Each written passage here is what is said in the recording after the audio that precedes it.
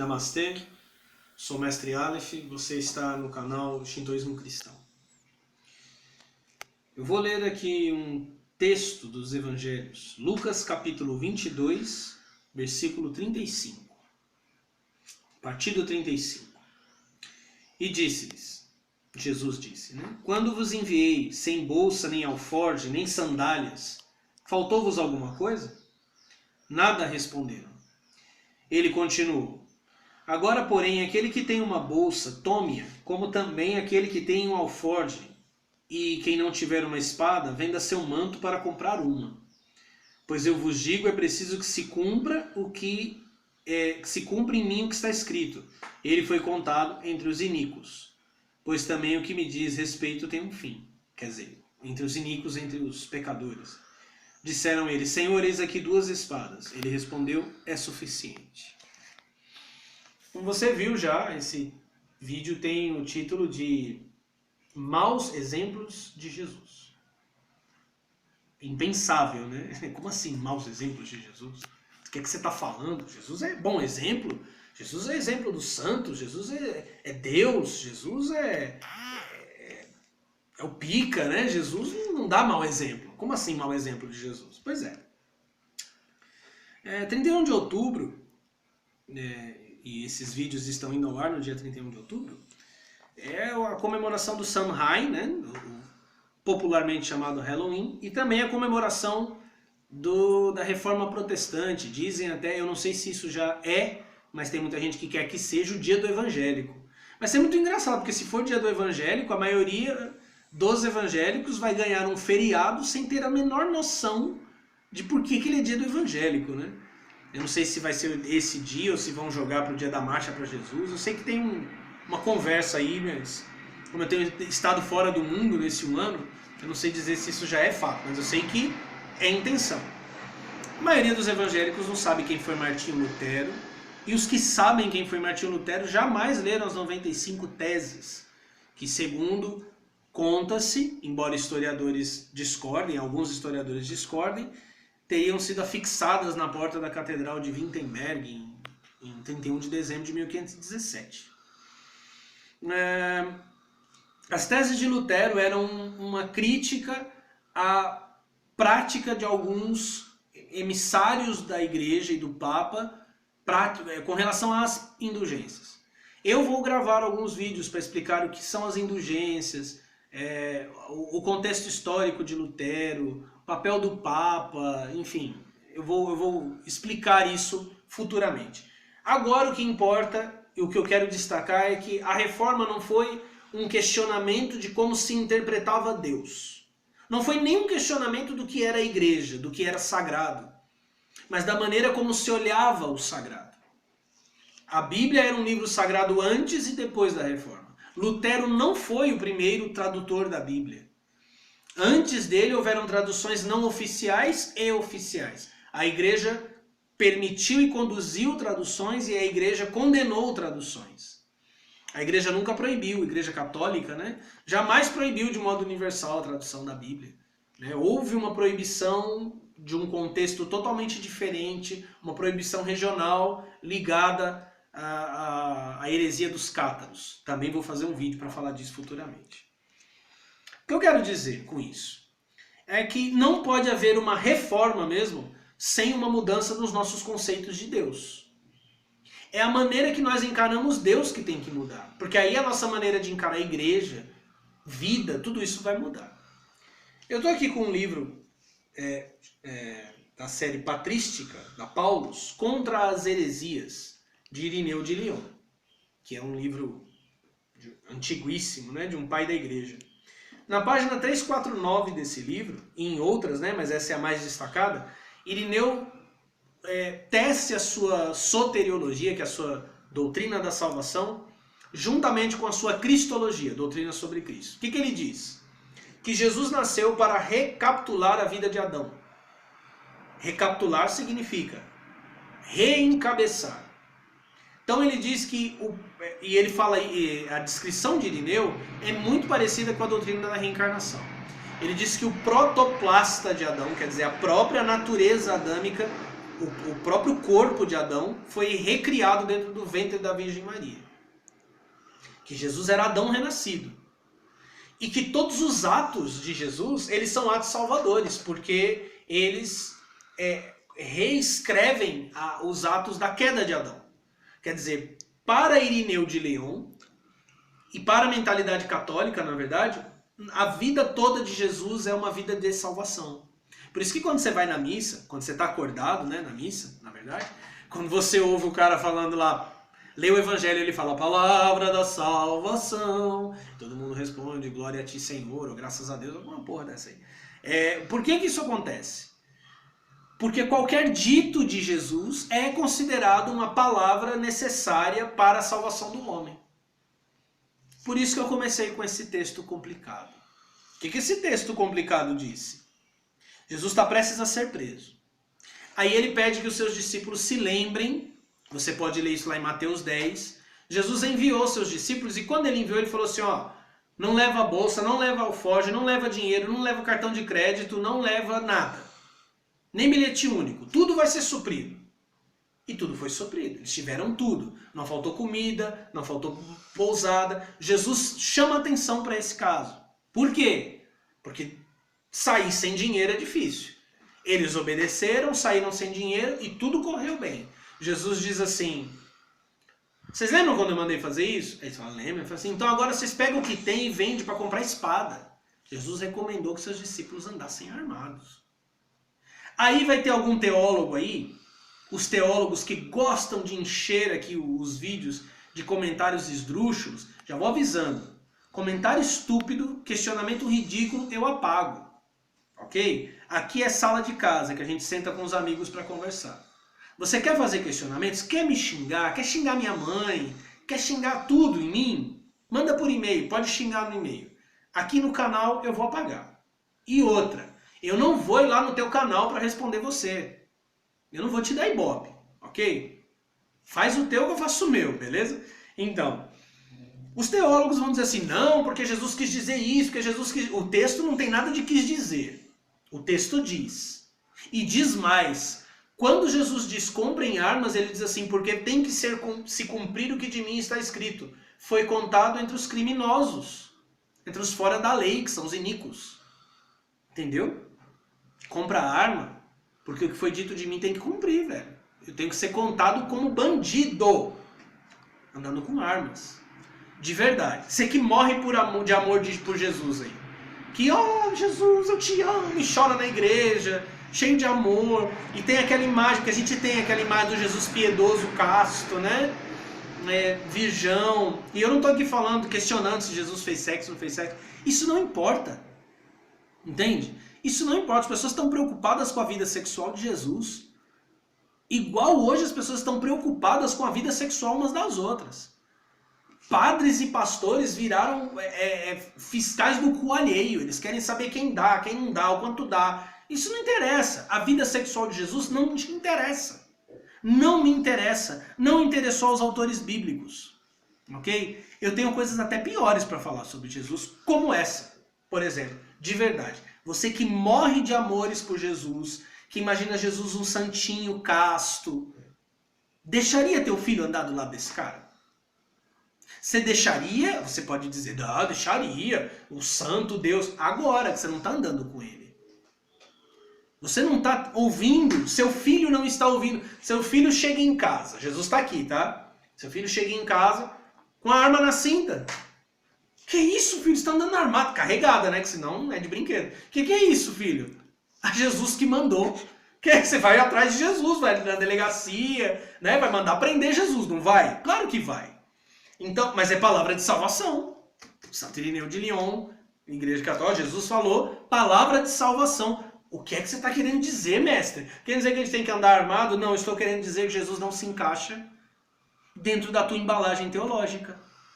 Ele não se encaixa na embalagem da tua igreja. Ele não se encaixa nos hinos que você canta. Ele não se encaixa nos teus preconceitos. Mas eu comecei com esse, mas tem mais. Quer ver? Por exemplo, eu li aqui Lucas 22, aqui mesmo no Evangelho de Lucas, no capítulo 2. Olha que lindo Jesus. Que bonitinho. A gente sempre vê até reza, né? Jesus entre os doutores, né? Um dos mistérios do rosário, né? Do terço. Né? Jesus falando no templo entre os doutores. Mas veja bem o que aconteceu na história de Jesus entre os doutores em Lucas 2, versículo 41, começando no 41. Seus pais iam todos os anos a Jerusalém para a festa da Páscoa. Quando o menino completou 12 anos, segundo o costume, subiram para a festa. Terminados os dias, eles voltaram, mas o menino Jesus ficou em Jerusalém sem que seus pais o notassem. Vai vendo. Moleque capeta, né? Você imagina? Aquela, né? Devia ser aquele bando de farofeiro, né? Mó galerona, aquela familhona grande, tipo italiano, né? E tal. Foi todo mundo pro templo. Ah, festona lá, porque durava 7 dias, né? Quando voltaram, eles não perceberam que Jesus não estava entre eles. E não foi que Jesus se perdeu. Diz, o menino ficou em Jerusalém sem que seus pais notassem. Ele ficou porque quis. Ele se perdeu do grupo porque quis. Ok. Ah, mas foi para ficar na igreja, né? Vamos lá. Pensando que estivesse na caravana, andaram um caminho de um dia. E puseram-se a procurá-lo entre os parentes e conhecidos. Viu? Família gigante. Olha o dedo aí. E não o encontrando... O dedo não é meu, viu, gente? Vocês estão vendo que o dedo não é meu, né? É um invasor aqui. E não o encontrando, voltaram a Jerusalém à sua procura. 3 dias depois. Pô, se é hoje, você já foi na delegacia fazer o BO, né, mano? Já tá com aquelas fotinhas, né, desaparecido, engolada no poste. Eles o encontraram no templo, sentado em meio aos doutores, ouvindo-os e interrogando-os. E todos, só essa parte que a gente lê, né? E todos os que o ouviam ficavam extasiados com a sua inteligência e com as suas respostas. Inteligente ele era mesmo, deu um BO nos pais, né, mano? Agora pensa, você é a mãe de Jesus, você é o pai de Jesus, e seu filho some. Aí você vai lá na Catedral da Sé, você procurou 3 dias, tá desesperado, morreu, levou tráfico humano, estão traficando meu filho, estão roubando os órgãos do meu filho. Ah, ele tá nas drogas, deve estar na Cracolândia, você já foi até na Cracolândia. Aí você chega, ele tá lá na Catedral da Sé falando com o arcebispo de São Paulo. Você vai ficar feliz? Você não vai ficar feliz. Você vai ficar puto. Agora, ao vê-lo, ficaram surpresos. Sua mãe lhe disse, meu filho, por que agiste assim conosco? Viu? Maria puxou a orelha do moleque. Você tá louco, mano? Por que você fez isso? Por que você fez isso? Olha que teu pai e eu aflitos te procurávamos. Pô, ela tá chamando a atenção do moleque. Deus. Interessante, né? E ele respondeu, por que me procuráveis? Olha que falta de educação. Não sabeis que eu devo estar na casa de meu pai? É super simples, né? Tô na casa do meu pai. Por que estão me procurando? Eu só poderia estar aqui. Eles, porém, não compreenderam a palavra que ele lhes dissera. Quer dizer, ninguém entendeu o que ele estava dizendo. Só levaram o moleque embora, deve ter dado uns tapas na bunda dele, né? Porque ele merecia. Aí você fala coisa de moleque. Isso Jesus fez porque é moleque. Mateus 12, dos versículos 46 e 50, Jesus já está grande, está pregando. Chegam a mãe e os irmãos dele na porta da casa. Aí diz, olha, tua mãe e teus irmãos estão lá fora. Aí Jesus fala assim, minha mãe e meus irmãos são aqueles que ouvem a palavra de Deus e a obedecem. O texto termina assim. Ah, não, mas Jesus recebeu a mãe dele. Quem disse? O texto termina assim. O texto termina com Jesus dizendo, minha mãe e meus irmãos são os que ouvem e obedecem a palavra de Deus. Ou seja, eu não tenho vínculo familiar com quem não está aqui me ouvindo. Eu não vou parar de falar para receber essas pessoas. Não, o texto não está querendo dizer isso. Então, o que o texto está querendo dizer? O texto termina assim. Lucas 8, versículos 1 a 3. Jesus tem a descrição de várias mulheres, entre elas Maria Madalena. Eu vou ler aqui Lucas 8. Eu não ia ler não, para ficar menos chato, mas eu vou ler. Lucas 8, versículos 1 a 3. Diz que ele andava de cidade em cidade, acompanhado pelos 12, né? Aí descreve as Marias, a Maria Madalena, as mulheres, né? Maria, Joana, Susana e várias outras que o serviam com as suas propriedades. Jesus era bancado por mulheres. Viu? Feministas. Jesus não trabalhava. Não, ele trabalhou, ele foi carpinteiro, ele foi, agora não é mais. Ele andava de cidade em cidade pregando o reino de Deus. E quem bancava? as mulheres. O que você pensaria se o pastor da igreja do seu filho fosse bancado não pela esposa, não é a esposa dele que tem um bom emprego, mulheres aleatórias, mulheres alheias que pagavam para o cara pregar? Você não deixaria teu filho andar com esse cara. Porque a gente imediatamente pensa, isso é um vagabundo, isso é um malandro, isso é um... enfim. Mas são palavras de salvação. Podia falar muita coisa, podia falar que... também Lucas, né? Lucas 19, um exemplo, né? Não vou ler o texto, é a famosa história de Zaqueu, né? Que tem aquela música chata, ela entra na minha casa, do Regis Danese, lá, parece um emo velho, né? Jesus entra na casa do Zaqueu, e Zaqueu é um cara de má fama. Ele é um cara malandro. Jesus só entra na casa dele para comer. Jesus não prega para Zaqueu. Mas Zaqueu se converte com a presença de Jesus. E eu não estou negando que Jesus deu bons ensinos. E eu não estou negando que Jesus tinha poder espiritual e que esse poder espiritual se mostra para Zaqueu. Eu estou apenas afirmando que Jesus não é só esse cara. Eu estou afirmando que Jesus não lavava as mãos para comer. Foi questionado pelos fariseus. Ele disse, tudo que o homem recebe vem para o ventre, ele lança fora. Traduzindo, ele falou assim, por que eu vou me preocupar com essa regra se tudo que o homem come, ele caga? Né? Na casa de Zaqueu, esse é só um exemplo. Em Lucas 7, Jesus comeu na casa de um fariseu. Ele vivia falando mal dos caras. O cara chama ele para comer, ele vai. Porque Jesus queria salvar as pessoas. Só que Jesus, quando se contrasta com João Batista uma seta. Vivia no deserto, comia gafanhoto. Jesus fala, eu sou diferente. E o povo diz que eu sou diferente. O comilão e beberrão, amigo dos pecadores. Jesus não diz que não é comilão, que não é beberrão, que não é amigo de pecadores, tanto que seu primeiro milagre é feito num casamento. Estava acabando o vinho, Jesus multiplica o vinho.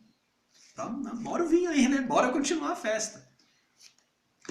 Lucas 19, eu não vou ler, mas se você pegar aí e ler o texto, Lucas 19, do 1 ao 10, você vai ver que Jesus entra na casa de Zaqueu, não fala nada com Zaqueu, e ele foi comer. E a presença dele afetou Zaqueu, melhorou Zaqueu, mudou o coração de Zaqueu, mas não tem como negar que ele foi comer. Né?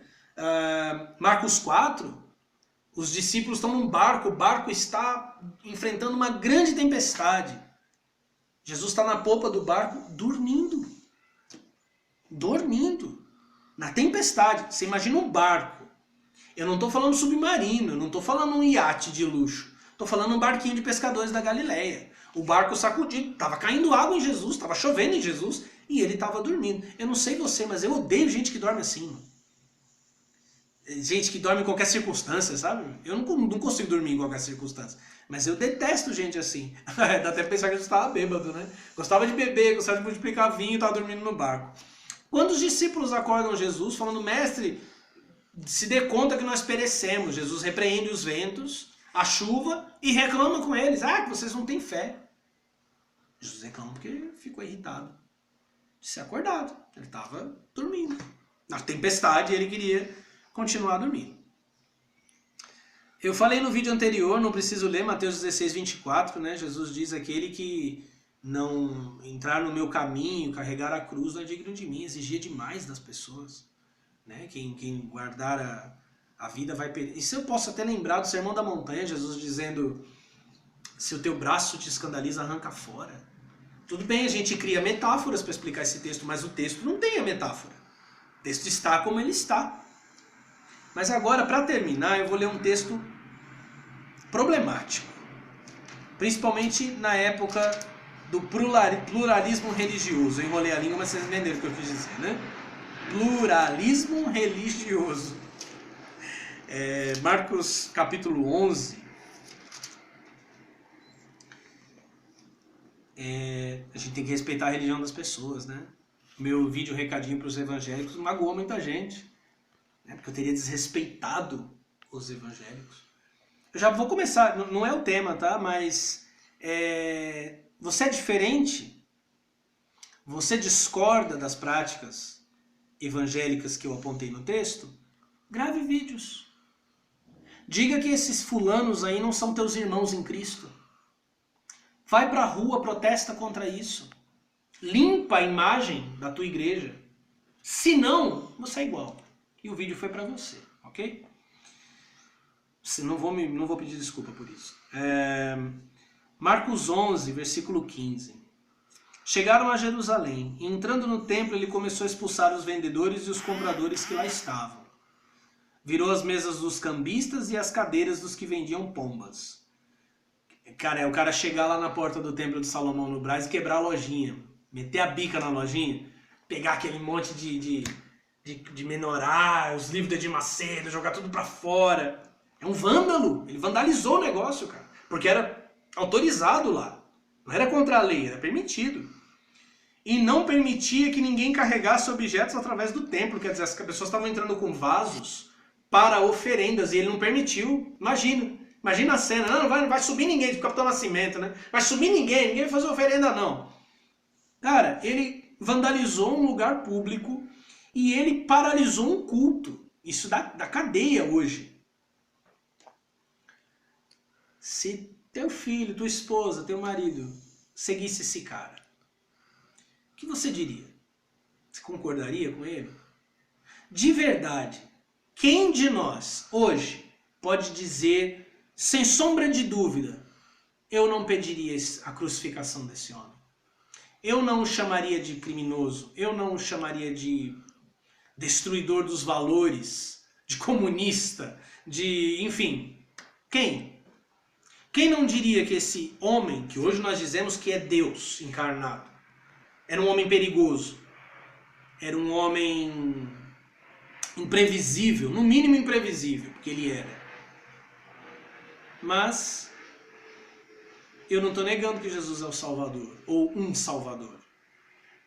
Eu só estou dizendo que ele não se adequa, não se encaixa dentro dos moldes que a religião preparou para ele. E é por isso que as religiões, principalmente as cristãs, vão ser severamente julgadas na era que está por vir.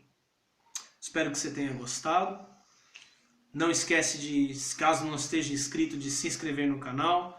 Dá uma curtida aí no nosso vídeo. Fique atento. Um vídeo por semana no mínimo, podendo a gente faz mais. Fique de olho também nos nossos blogs, Templo Sofiânico Filhos do Sol, vai mudar de nome em breve, ok? Shintoísmo Cristão, vão entrar postagens muito loucas lá. E dá uma vasculhada aqui pelo canal, se você é novo, seja bem-vindo. E aguarda um pouquinho, eu vou falar aqui no canal quando você vai poder escrever para mim, tá? Que eu vou começar a responder os e-mails, e tem muito e-mail, o canal ficou parado por mais de um ano, mas agora estamos voltando, não vamos parar. Obrigado pela presença. Namastê.